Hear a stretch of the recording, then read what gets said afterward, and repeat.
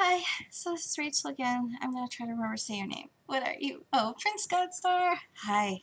Okay, so these are the books that I was going to talk with you about. I don't know if you've read any Ruhi.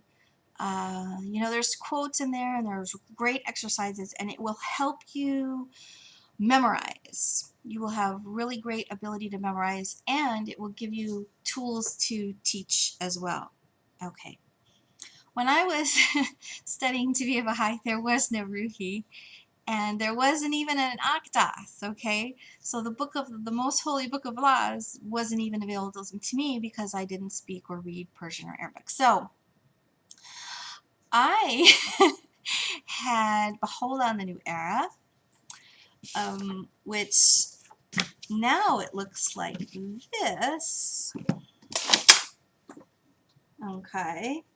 And it's by J.E. Esselmont. Okay, there is a previous edition. Actually, there's two. They're that smaller size of a paperback.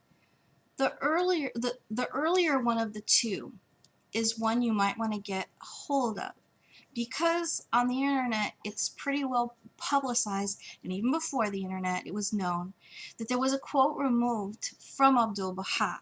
I won't tell you about what it is or anything because it's not that important, but it is. But enough so that you would know that things change from one to the other and to find out why. So that's your puzzle. There are old study guides. I have an old study guide for Baha'u'llah in the New Era. Now, I literally, in one day, had read Baha'u'llah in the New Era. I laid down on my couch and I just read it in one afternoon. And I was crying at the end, and I called my girlfriend and I was like, I'm a Baha'i, blah, blah, blah. And then the next, the next time I got together with her, and the first time I ever got together with any other Baha'is, which was Nowruz 150, I declared right then and there.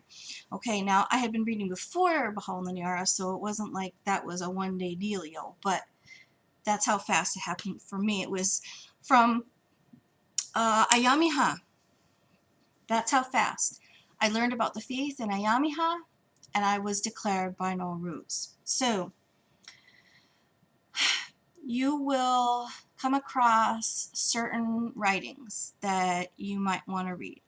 The biggies being the Akdas itself, and you want to read all the codifications so that you understand the interpretations.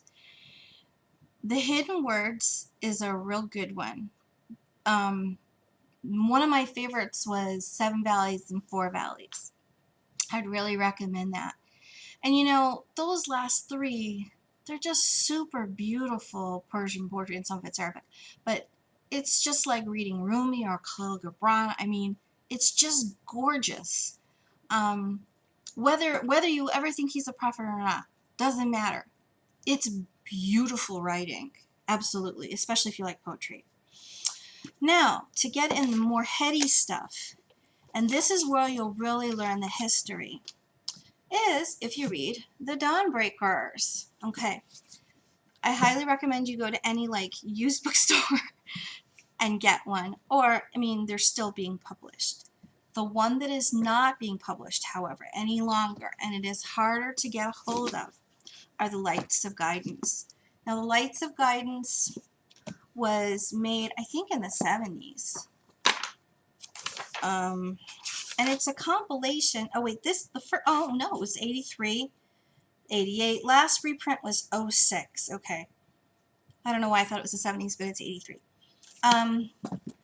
It's compilations of things that are written by the LSA and extractions of letters from believers where they had written LSA and NSA in particular more often to understand how to exercise a law, or what would be a Baha'i approach, or that kind of thing.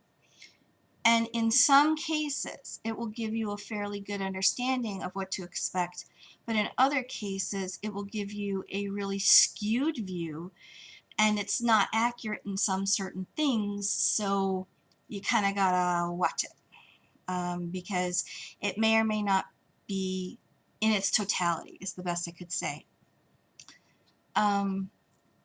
If you've read all of those and you don't have objection, then you're probably just at the very beginning of knowing if you believe everything that you think you believe. You know, one of the pushes with Ruhi is that it doesn't matter if you understand everything, you'll study it all later. If you believe, you know, what's being said to you, then you should declare right then. So, you know, you might just want to consider that that's the premise at which they're approaching teaching, to see if you feel that that's right. A lot of things which I don't specifically remember actually physically on a page reading, are just kind of the common cultural understanding of Baha'is that,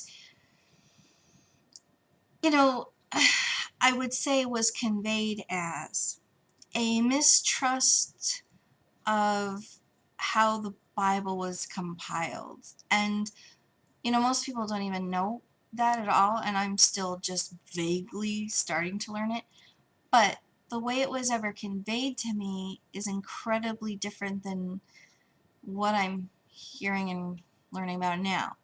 And if I had known more specifically actually what they were talking about and as far as how it was all put together, I don't think I would have jumped the gun and just said, oh, of course, it's completely untrustworthy, blah, blah, blah, blah, blah.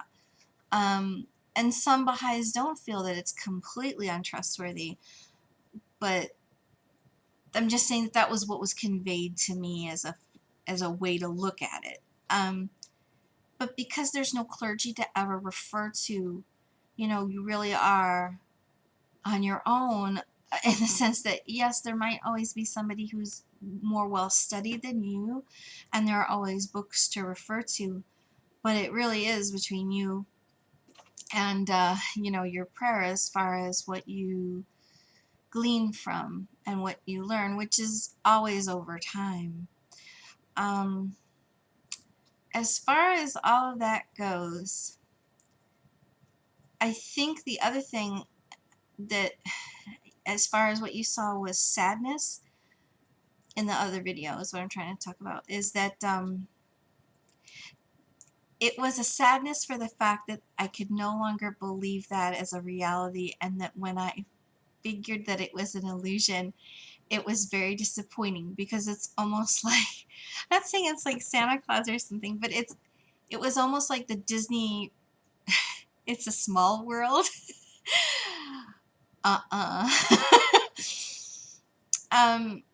And that's the best way I could describe it. I mean, like, if you've ever been on the It's a Small World ride at Disney, it's a silly thing to compare it to, but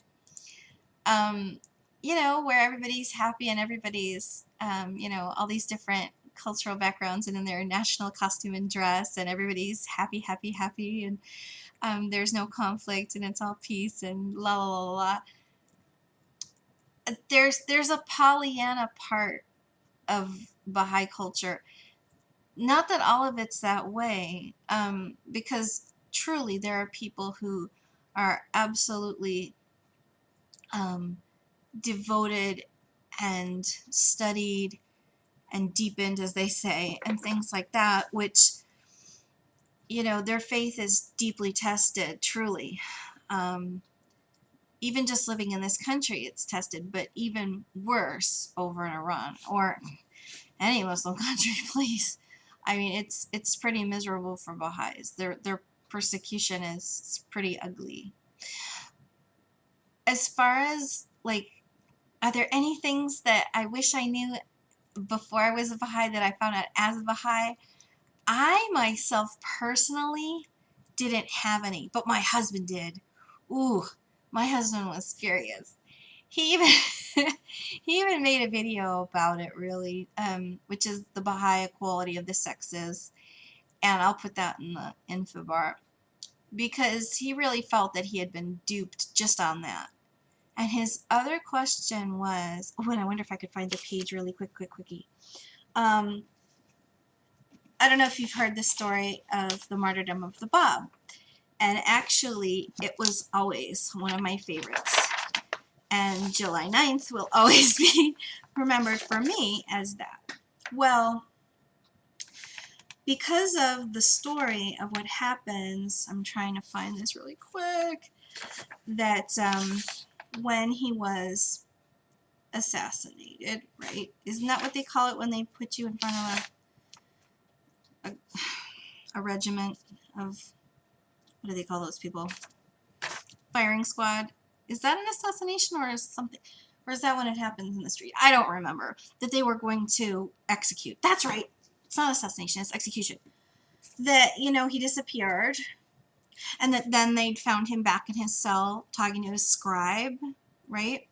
And then it wasn't until Nabil, I think it was Nabil, right, who laid his head on his heart, that he was riddled with bullets finally and died. But my husband had said, what was the tablet that the Bab was revealing? What? Yeah, here it is. What was the tablet? Oh gosh, where's that picture? It's in the 500s. And, you know, I think he had even asked somebody who was going to the UHJ to ask. And one of my friends ended up answering the question. Yeah, here it is. On 510, you know, they show all of the gallows, and, you know, there's the X of where he, yeah. My friend suggested to my husband that it wasn't so very much the actual tablet that was necessary to be known, but it was rather the intention behind it.